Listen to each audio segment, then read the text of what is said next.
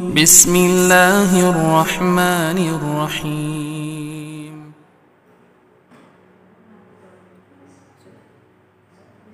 بسم الله الرحمن الرحيم. السلام عليكم ورحمة الله وبركاته.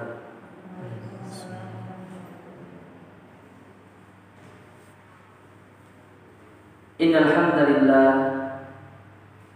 نحمده ونستعينه ونستغفره ونعوذ بالله من شرور أنفسنا وسيئات أعمالنا. من يهده الله فلا مضل له ومن يضلل فلا هادي له. أشهد أن لا إله إلا الله وحده لا شريك له وأشهد أن محمدا عبده ورسوله.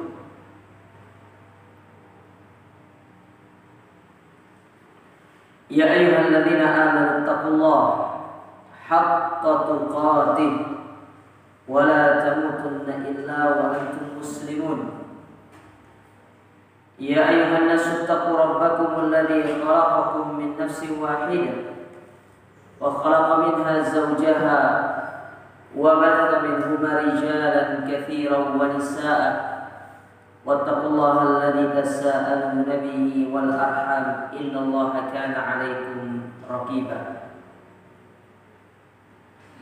أما بعد فإن أصدق الحديث كتاب الله وخير الهدى هدى النبي صلى الله عليه وعلى آله وسلم وشر الأمور محدثاتها فإن كل محدثة بدعة وكل بدعة ضلالة وكل ضلالة في النار.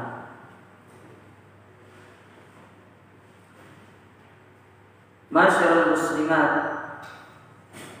para ummahat,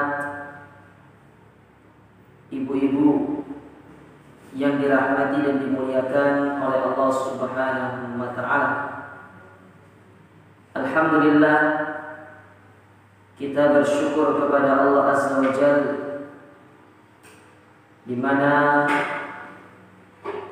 pada kesempatan pagi hari yang berbahagia ini kita kembali dipertemukan dan dikumpulkan oleh Allah Subhanahu wa taala di tempat yang mulia ini, di salah satu rumah di antara rumah-rumahnya, di salah satu taman di antara taman-taman surga yang ada di dunia.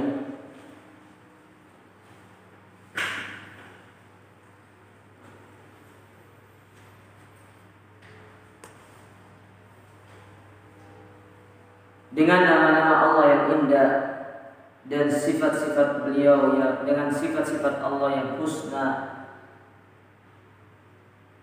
kita berdoa kepada Allah Ta'ala, semoga Allah Subhanahu wa taala memberikan kita ilmu yang bermanfaat, dimudahkan untuk mengamalkan ilmu tersebut, dan yang paling penting amal ibadah yang kita lakukan itu diterima di sisinya sehingga menjadi pemberat timbangan amal kebaikan kita di akhirat kelak. Allahumma amin. Ibu-ibu yang dirahmati dan dimuliakan oleh Allah, kembali kita akan melanjutkan kajian kita, yaitu masih kita membaca atau mempelajari tafsir Al-Quranul Karim.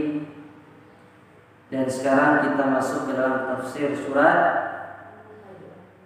Al-Lahab atau Al-Masad. Dalam tafsir surat Al-Masad.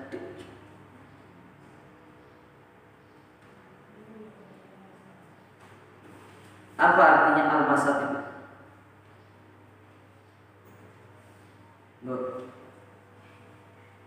Ibu. Apa artinya Al-Masad itu? Hah? Belum tahu. Masa gak punya mushaf api yang menyala? Yang lain?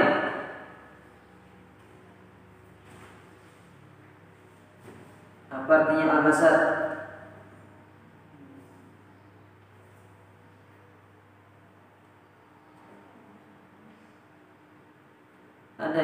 artikan al-masad itu adalah api yang bergejolak atau api yang menyala-nyala, ya. Ala kulli hal intinya al-masad. Baik, surat al-masad yaitu surat yang ke-111 dari urutan surat di dalam Al-Qur'an, dan dia terdiri dari berapa ayat? Berapa ayat, Bu? 5 ayat. Surat ini terdiri dari 5 ayat.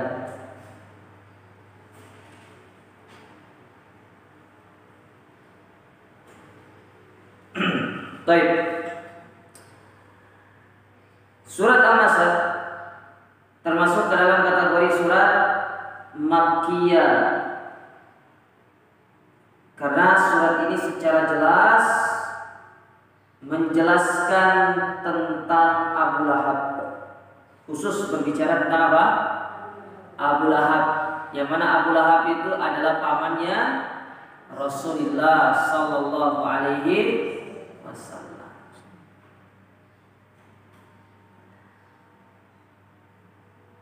Adapun kata para ulama, di antara sebab turunnya surat ini diriwayatkan dari Al-Imam Al-Bukhari, kemudian dan yang lainnya dari sahabat Abdullah ibn Abbas radhiyallahu taala. Ini sebab turunnya ayat ini, di mana Abdullah ibn Abbas pernah menceritakan, beliau bercerita, sa'ida Rasulullah sallallahu alaihi wasallam dzata yaumin ala Safa. Pernah suatu ketika Nabi itu naik ke bukit Safa.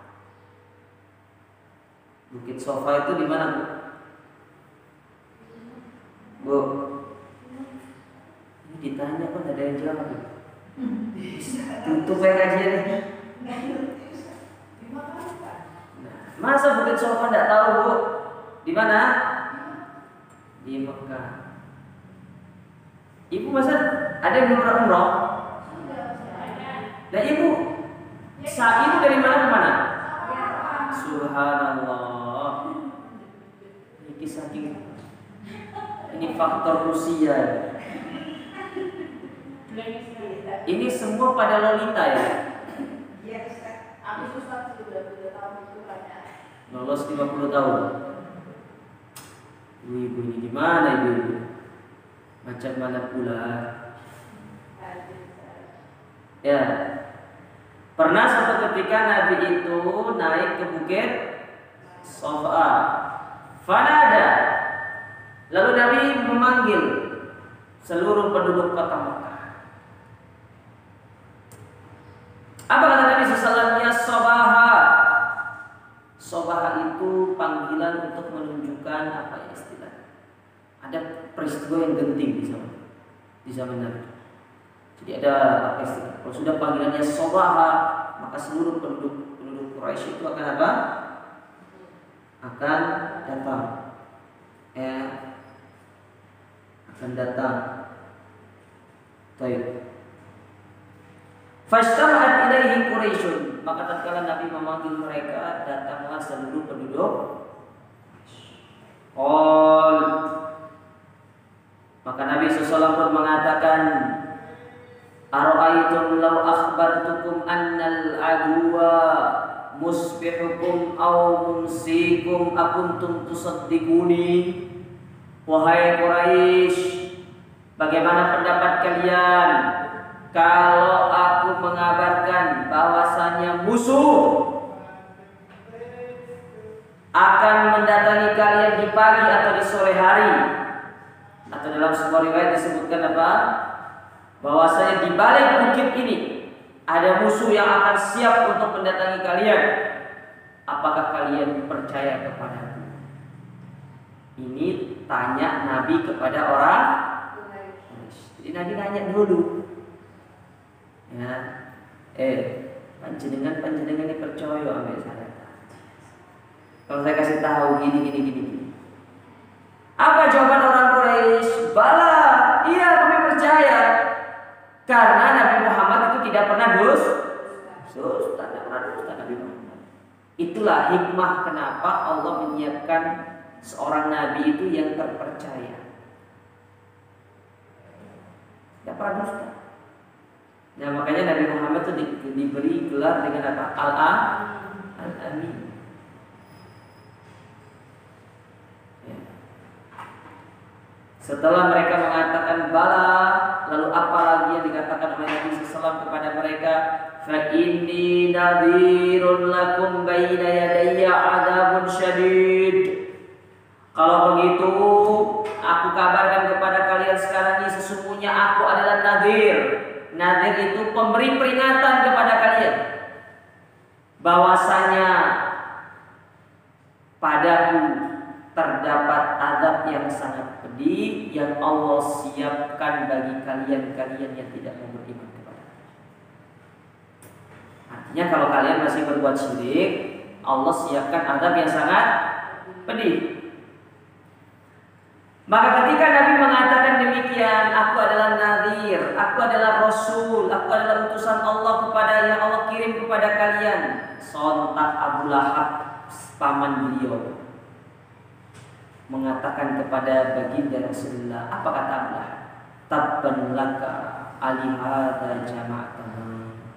Celaka wahai Muhammad, apakah karena ingin mengabarkan yang demikian kamu mengumpulkan kami?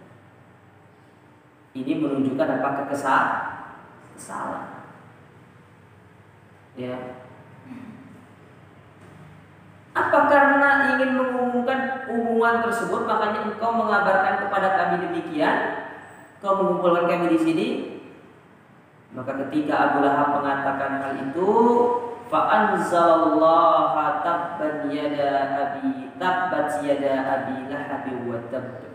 Maka Allah pun menurunkan surat Al-Masad sebagai bentuk jawaban dari ungkapan atau ucapan Abu Lahab. Makanya dari surat ini para ulama mengatakan Abu Lahab itu pasti masuk neraka. Masuk apa, Bu? Masuk neraka.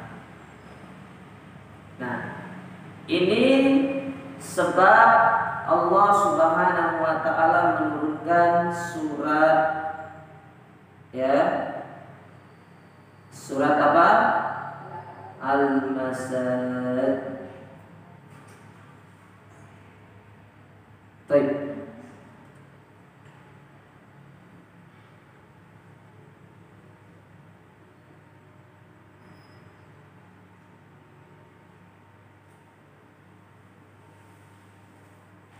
Baik. Jadi apa namanya?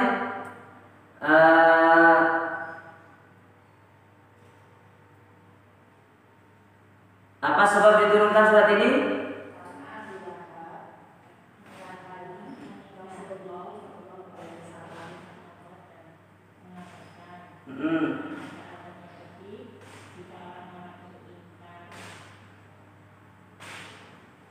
Jadi karena ucapannya Abu Lahab.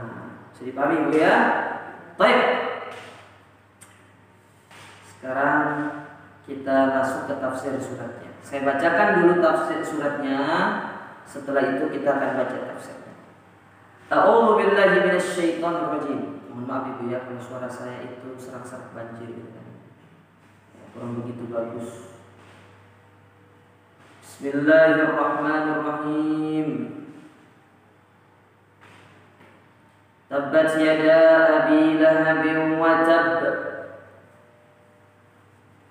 Ma aghna anhu maluhu wa ma kasab.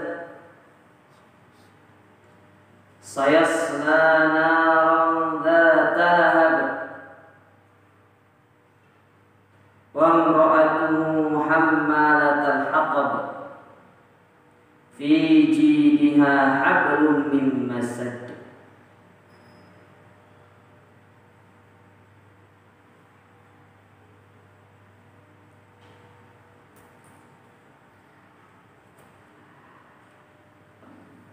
Kata Syekh di sini,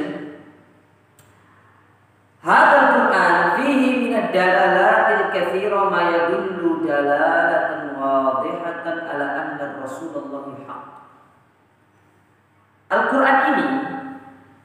banyak sekali mengandung dalalah. Dalalah itu apa istilahnya? Petunjuk.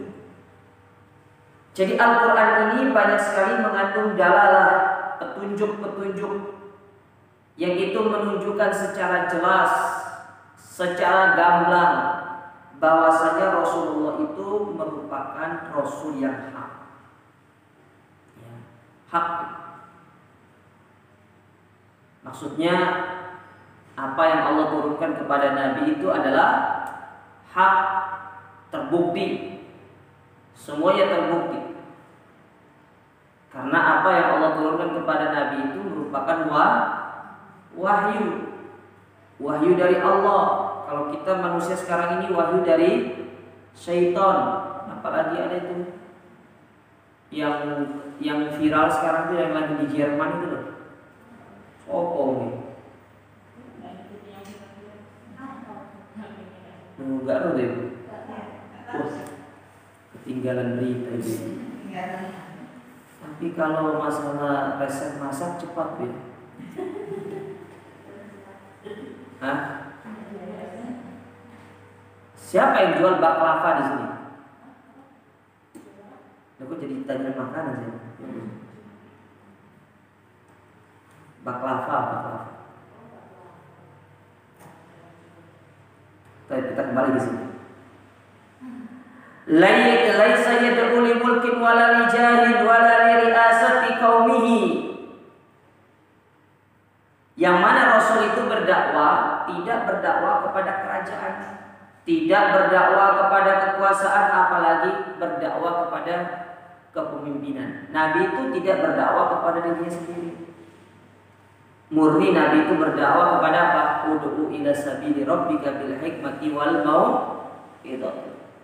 Yaitu Nabi itu berdakwah kepada jalan Allah, bukan berdakwah kepada pribadi. Makanya Nabi ketika ditawarkan sama Utbah ibnu Rabi'ah, wahai Muhammad, engkau mau jadi orang yang paling kaya, kita kasih harta. Engkau mau istri berapa, kita kasih seluruh orang-orang yang cantik yang ada di kota Mekah. Engkau pengen jadi seorang pemimpin, kita jadikan engkau pemimpin di tengah kaum. Tapi jangan engkau mendakwakan lagi agama yang kau bawa. Apakah Nabi menerima semua itu, Bu? Tidak. Itu menunjukkan bahwasannya berdakwah itu bukan kepada urusan-urusan dunia, tapi kepada Allah. Nah, masuk ke dalamnya jenis berdakwah dalam urusan dunia yang suka nge-share tapi masih minta untuk di-like, yang masih cari jempol itu loh. Ibu punya jempol berapa? Jempol tangan, Bu. Masa ada orang nge-like pakai kakinya? Jempol tangan berapa, Bu? Ibu kalau cari jempol 100 mau ditaruh di mana itu jempol itu? Nah, itu juga bagian itu. Tapi murni kita men-share sesuatu itu karena ingin memberitahukan kepada manusia yang lainnya tentang satu ilmu. Paham sampai sini? Baik.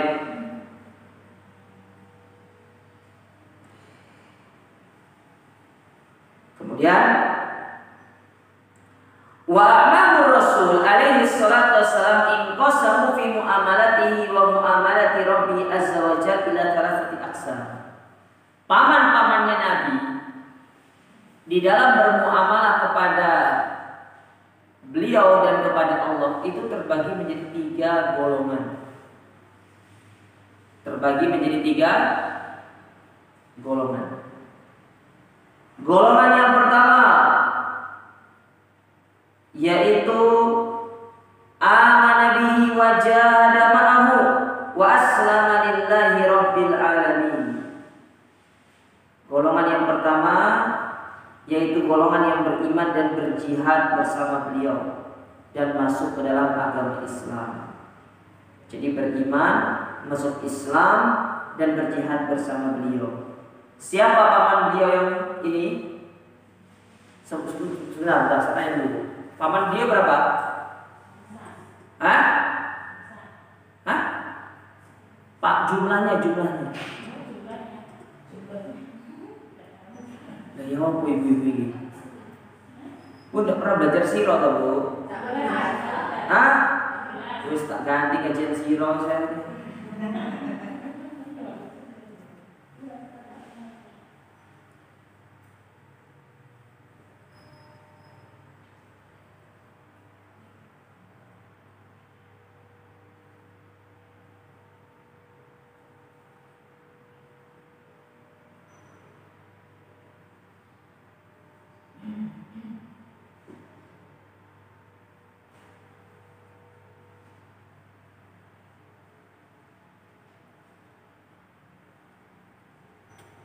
Paman beliau ada 4.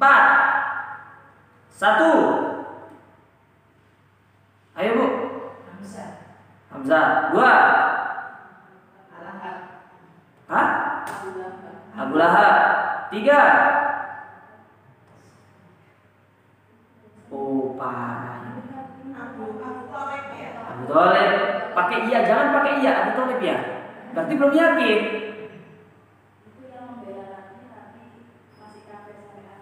Siapa itu? Abu Thalib. Pakai iya atau enggak? Loh, maksudnya kalau iya itu berarti masih ragu-ragu. Abu Thalib ya? Abu Thalib. Yang ketiga, yang keempat. Oh. Kalau tahu saya kasih hadiah. Hadiahnya umroh gratis. Tapi perangkatnya harus sendiri. Abbas bin Abdul Muttalib. Jadi ada 4. Pertama Abu Thalib, yang kedua Hamzah, yang ketiga siapa? Abu Lahab, yang keempat Abbas bin Abdul Muttalib. Nah, golongan yang pertama itu golongan yang beriman kepada Allah, berjihad bersama beliau dan masuk dalam agama Islam. Siapa?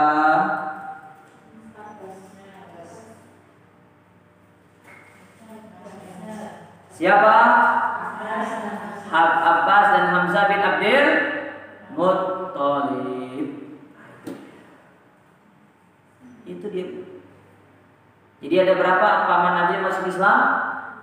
2. Itu golongan yang pertama. Golongan yang ketiga. Oh, kedua. Berarti bikin dari tidur. Kismun sa'ada wa sa'ada lakinnahu baqin al-kufr, yaitu paman beliau yang menolong beliau tapi gak masuk Islam. Siapa? Abu Thalib. Ini apa? Surat cinta. Oh, absen. Insyaallah ustadznya di absen gitu kan ya. Besok jamaahnya tak absen. Tolong buatkan absen jamaahnya. Dah hadir.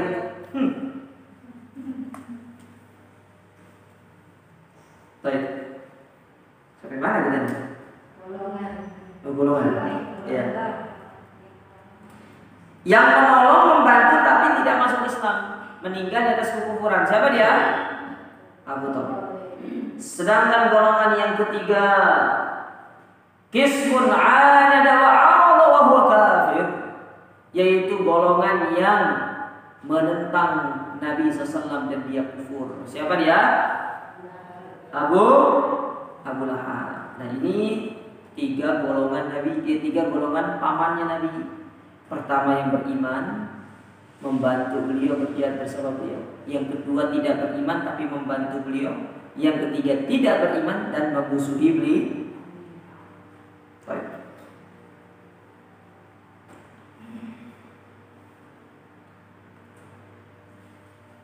Lalu Allah Subhanahu wa taala berfirman, "Tabbat yada Abi Lahab wa tab." Celaka. Ya. Binasalah kedua tangan Abu Lahab dan benar-benar binasa. Apa maksudnya ayat ini? Wa hadza raddun ala Abi Lahab hina jama'ahum an-nabi liyad'uhum ila Allah fa basyara wa andara. Ayat yang pertama ini itu sebagai sebagai balasan dari Allah Subhanahu wa taala atas ungkapan Abu Lahab yang disampaikan atau yang dilontarkan kepada Nabi ketika dikumpulkan oleh Nabi. Jadi kan ketika dikumpulkan tadi, Abu Lahab mengatakan apa? Tabban laka ya Muhammad. Celaka engkau wahai Muhammad. Jadi dibalik sama Allah Ta'ala, yang celaka itu justru siapa? Abu Lahab. Kenapa dia dikatakan celaka? Karena dia tidak mau beriman dan menerima apa yang Allah turunkan kepada Nabi. Makanya siapa? Abu Lahab jadi celaka. Ya. Celaka.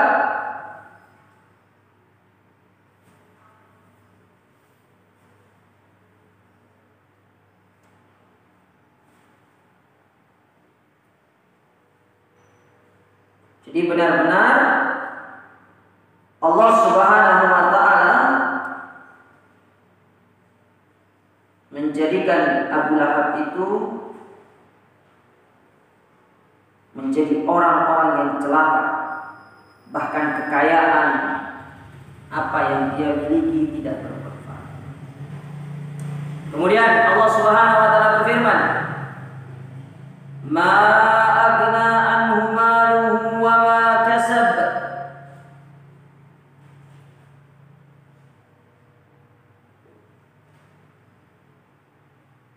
Kata Abu Lahab, dari kata Allah Subhanahu wa Ta'ala, "Ma aghna anhu maluhu wa ma kasab."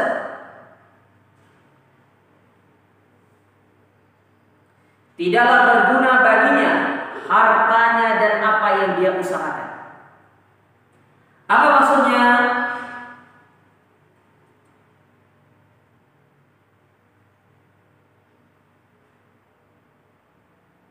Maksudnya adalah anna malahu wa ma kasaba lam yughni anhu syai'a. Sesungguhnya harta yang dia miliki dan apa-apa yang dia usahakan itu tidak akan bisa menolong dia, tidak akan bisa menjadikan dia selamat dari ancaman Allah Subhanahu wa Ta'ala. Ma'anal adata annal mala yanfa. Padahal kita tahu harta itu bisa bermanfaat. Mana contohnya? Sekarang kan ada sebuah ungkapan itu bil fulus mulus. Dengan uang itu semua menjadi apa? Mulus. Di zaman sekarang orang kalau punya uang dia yang memegang kekuasaan. Betul tidak Ibu? Betul tidak? Nah ini Allah tegaskan, harta itu tidak manfaat. Engkau punya harta segunung kah? Engkau punya harta se-dunia ini, tapi kalau sudah berurusan dengan adab Allah, harta itu tidak akan bermanfaat. Seperti apa yang dimiliki oleh Abu Lahab? Kurang apa Abu Lahab itu? Kaya raya Bu. Ya, kaya raya. Abu Lahab itu kaya raya. Akan tetapi kekayaan yang dia miliki dari urusan dunia tidak bisa menyelamatkan dia dari azab Allah Subhanahu. Makanya ini pelajarannya, jangan sombong kita. Mentang-mentang kita punya harta, Ustaz, saya punya harta banyak, punya kekuasaan, saya anak anggota DPR. Oh, anak anggota DPR. Saya keponakannya gubernur, hatta keponakannya presiden.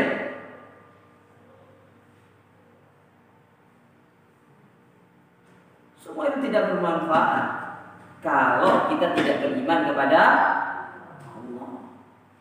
Apalagi cuma keponakannya ustaz. Fatimah saja dikatakan oleh Nabi SAW, ya, man batta'a bihi amalu lam yusri bihi nasab. Orang yang telat masuk surga karena amal tidak bisa dipercepat karena nasab. Tidak bisa. Mau ibu darah biru kah? Darah pink kah? Darah abu-abu kah? Kalau memang amal itu tidak cukup, apalagi tidak dibarengkan dengan keimanan, niscaya semua itu tidak akan bisa menyelamatkan kita dari azab. Coba lihat, kurang apa Abu Thalib itu kepada Nabi? Kurang apa coba ibu-ibu? Kurang satu, tidak andai karena Abu Thalib itu beriman, maka dia akan menjadi seorang yang sangat mulia di sisi. Tapi nyatanya hubungan dekat antara beliau dengan Nabi, antara Abu Thalib dengan Nabi SAW tidak menjadikan semerta-merta Abu Thalib dimasukkan ke dalam surga, tapi justru menjadi penghuni neraka. Meskipun itu mendapatkan neraka yang paling ringan. Ya, seringan-ringannya neraka Bu, kalau kaki yang dipanasi, kepala yang mendidih ya lumayan.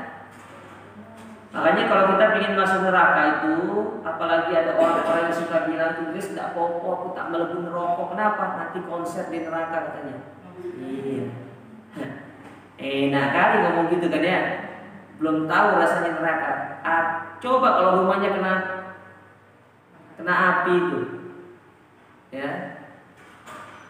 Belum tahu rasanya berada di tengah api, di tengah kebakaran. Mungkin setelah itu dia bertobat dari ucapan itu.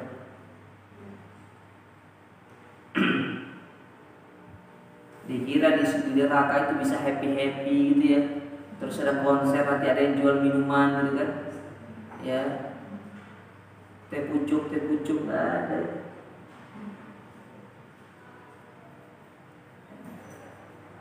Jadi tidak ada manfaatnya. Ya.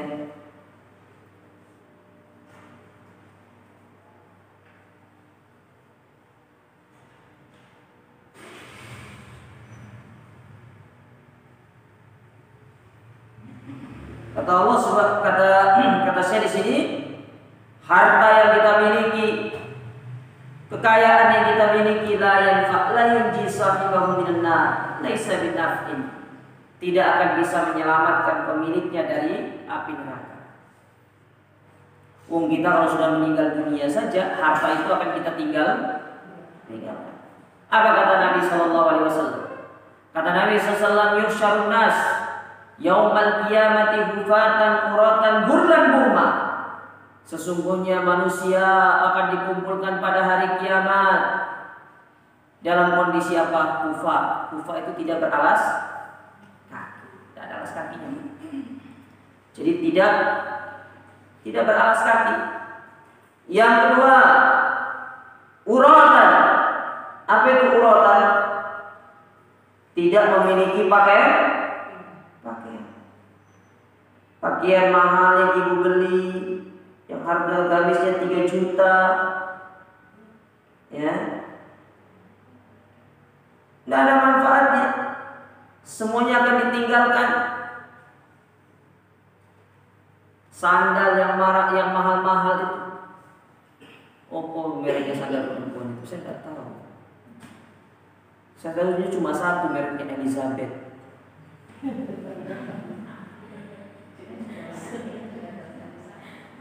Loh, kok tahu Ustaz? Sering lewat soalnya. Kan itu di Jalan Gubeng kan ada tokonya kan? Lewat toh, nek masuk. Saya belum pernah masuk. Karena kan saya laki-laki masalahnya.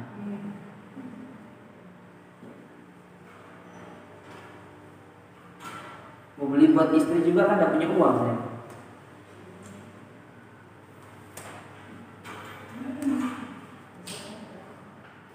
Kenapa Bu? Hah? Hisapnya berat. Ya kalau ditumpuk di rumah ya berat Bu. Tapi kalau dipakai ya nggak berat. Hah? Ya, nah makanya kalau punya mobil lebih dari satu, misalnya mobilnya 5 ya, sebaiknya dikurangi hisapnya, dijual. Syukur-syukur kalau ibu bisa mungkin mau menghibahkan atau mau apakan untuk mana Ustaz, asal tak rental Ustaz, biar masuk dapat uang gitu. Jadi nggak punya harta, nggak kita bawa. Gurlan umat, ya, tidak dihitan dan tidak memiliki apa-apa dari urusan-urusan dunia. Jadi murni akan kita tinggalkan seluruhnya. Taib.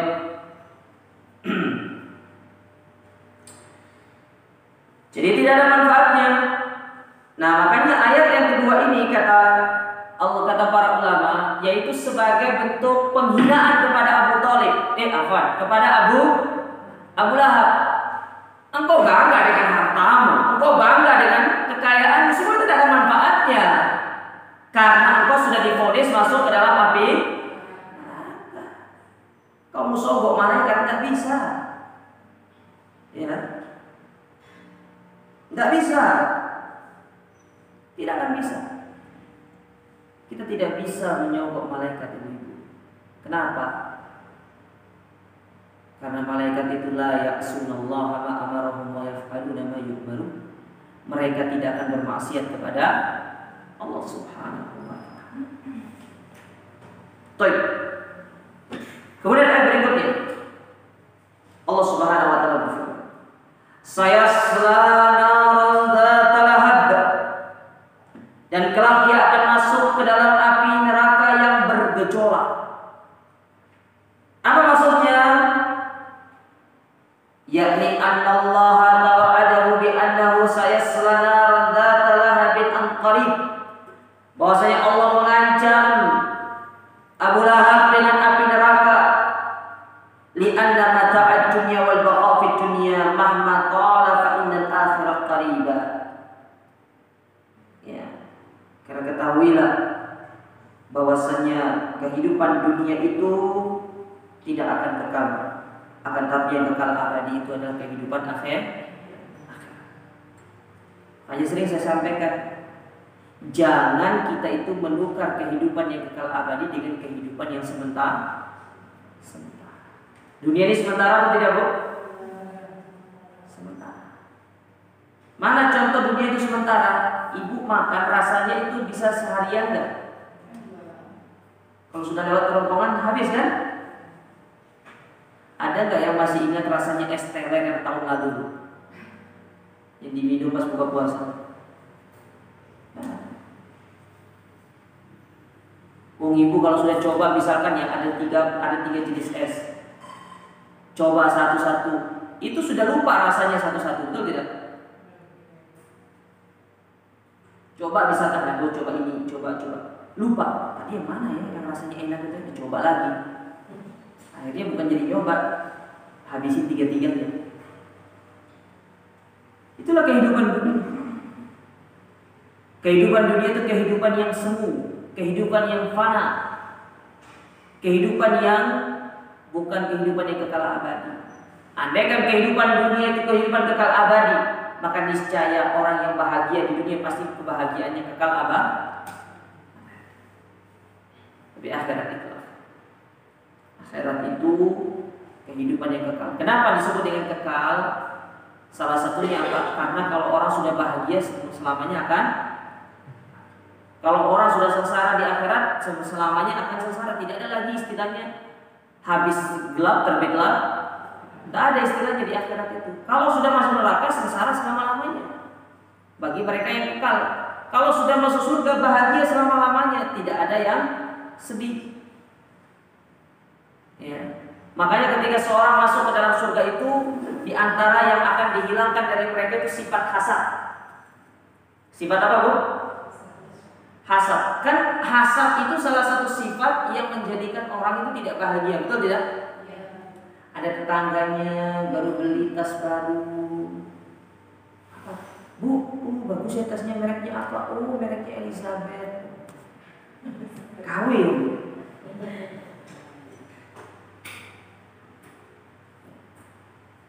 Apalagi beli tas yang harganya mereknya apa itu Gucci. Apa Gucci? Saya nggak tahu.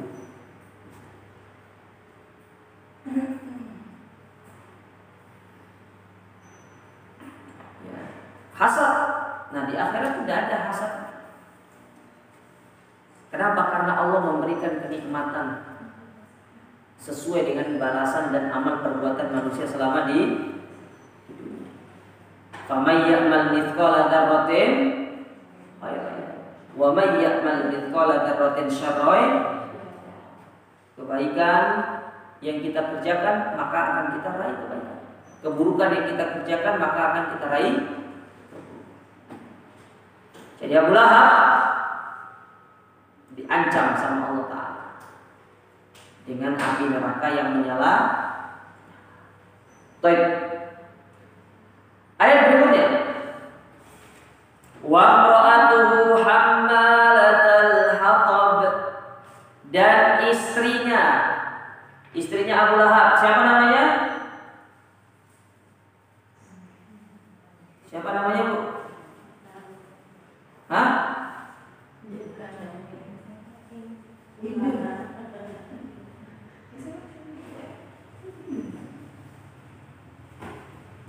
Bu, siapa nama istrinya, Bu? Ummu Jamil. Hindun ya Ustaz. Hindun itu istrinya Abu Sufyan. La haula wala quwwata illa billah. Oh.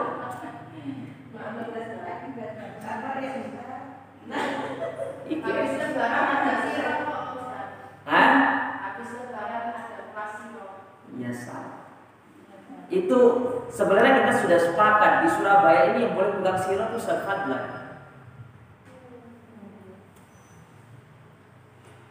Benar kan? Saya tidak berani pegang sirah itu. Tapi kalau tidak ada rotan akan menjadi sudah.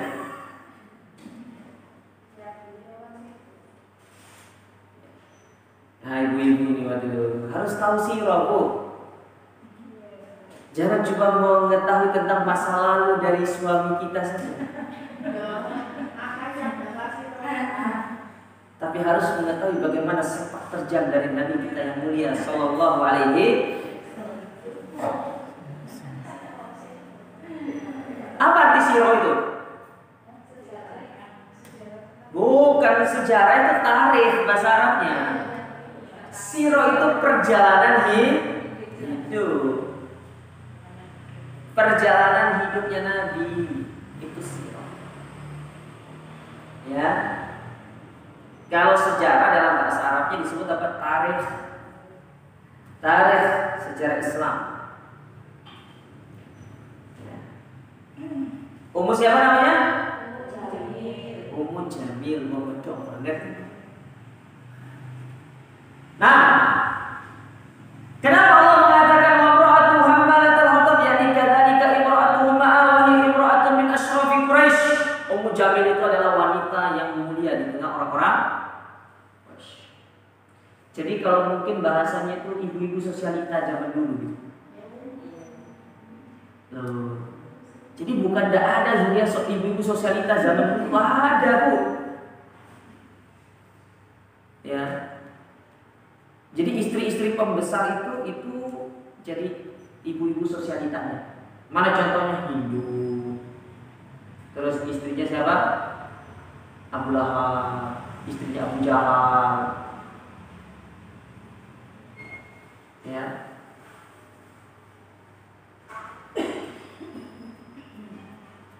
Jadi pembesar-pembesar Quraisy dulu itu punya istri, bahkan istri mereka lebih dari satu. Itu jadi ibu-ibu sosialitanya dulu. Nah, salah satunya apa? Lakin akan tetapi lam yugni anha syarafuhu syai'an li kauniha syarakat zawjaha fil ada'i wal ithmi. Tapi kemuliaan dia menjadi seorang wanita Quraisy tidak ada manfaatnya. Kenapa? Karena dia ikut membantu suaminya melakukan permusuhan kepada siapa? Kepada musuh. Tidak ada manfaatnya. Percuma. Makanya Allah Subhanahu wa taala memuliakan mereka, orang-orang yang mulia secara nasab, kalau dia membantu dakwah ini. Tapi mereka dihinakan oleh Allah ketika mereka itu mulai membuat makar terhadap dakwah yang mulia. Hanya orang-orang yang punya kekuasaan ketika dia membantu dakwah ini, Allah muliakan dia dengan kemuliaan yang lebih besar. Mana contohnya? Mana contohnya, Bu? Allah muliakan seorang wanita ketika membantu dakwah. Khadijah bintu Khadijah itu termasuk sosialita bukan? Iya, kaya raya. tapi menikah dengan Nabi, ya, menikah dengan Nabi,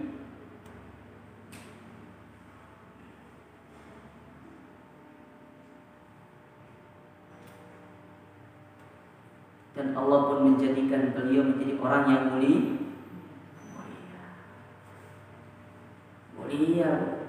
subhanallah, ya, subhanallah. Ustaz, berarti kalau mau mulia itu harus jadi istri Ustaz dulu? Tidak harus. Tidak harus. Dan saya katakan menjadi istri Ustaz itu berat. Beratnya apa? Sering ditinggal sama suaminya pergi dakwah. Ya, kalau siap sih nggak apa-apa.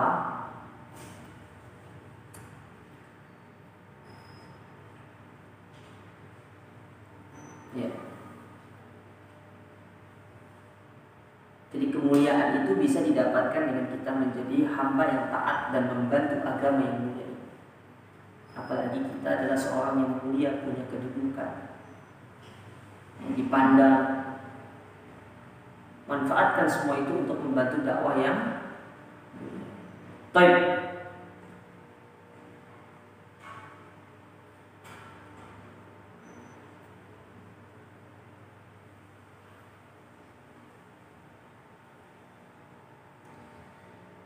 Kenapa Ummu Jamil ini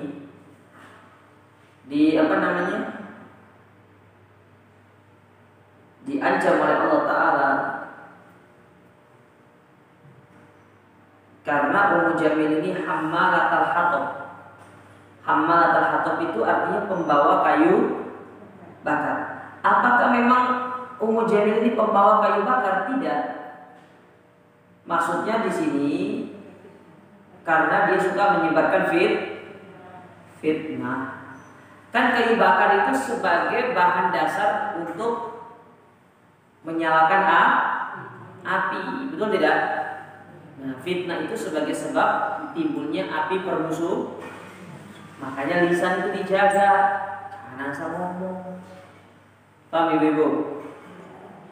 Ya, apalagi puasa-puasa sekarang ini, tidak ada manfaatnya puasa kalau lisannya nggak bisa dijaga.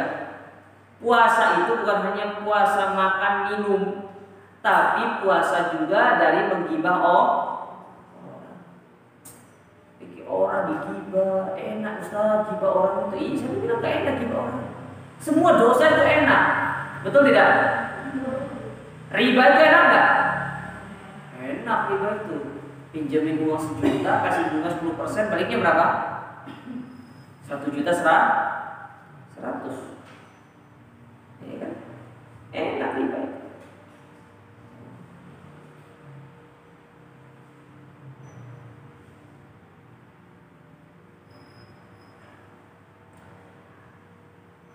Dan disebutkan juga maksud dari hammalatul hatab annaha tahmilul hatab alladhi fihi syaut wa tad'uhu fi tariqin nabi min ajli adab rasul. Yaitu beliau juga Ummu Jamil ini juga ya membawa ya kayu bakar yang ada durinya untuk ditaruh di jalan-jalan yang itu dilalui oleh Rasul Shallallahu Alaihi Wasallam. Ya, jadi ini juga bagian daripada apa? Daripada bentuk membantu suaminya untuk memusuhi Nabi. Makanya diancam sama Allah. Kemudian Allah Ta'ala berfirman, fi jidiha hablum min masad. Ya. Dan di lehernya ada tali dari sabuk yang dipintal. Maksudnya ada tali yang itu dipintal dan diambil dari api neraka. Ya.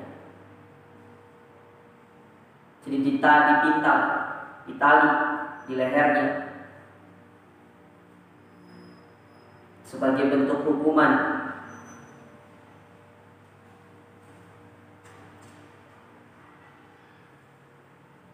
yang Allah Subhanahu wa taala berikan kepada mereka, yaitu kepada siapa? Kepada Ummu Jamil. Karena dia itu pergi, kan itu kalau dia bawa kayu, kan kayu itu harus diikat kan dengan kain, dengan tali. Nah, tali itu nanti akan digunakan oleh Allah Ta'ala untuk mengikat Ummu Jamil di dalam api neraka. Jadi intinya surat Al-Lahab ini atau surat Al-Masad ini berbicara tentang Abu Lahab dan istrinya. Sebagai vonis dari Allah Ta'ala, mereka dimasukkan ke dalam api neraka jahanam. Jadi kalau itu ditanya, Abu Lahab masuk neraka atau surga? Jelas masuk neraka. Ya. Kekayaan, harta, jabatan yang kita miliki tidak ada manfaatnya kalau kita tidak barengkan dengan iman kepada Allah Subhanahu wa taala. Baik, ibu-ibu dirahmati dan dimuliakan oleh Allah, ini tafsir dari surat Al-Masad. Ya, semoga bisa menjadi pelajaran bagi kita untuk kita menjauhkan diri kita dari sifat-sifat yang dimiliki oleh Abu Lahab dan semua itu termasuk orang-orang yang benar-benar beriman kepada Allah Ta'ala. Nah, sampai di sini.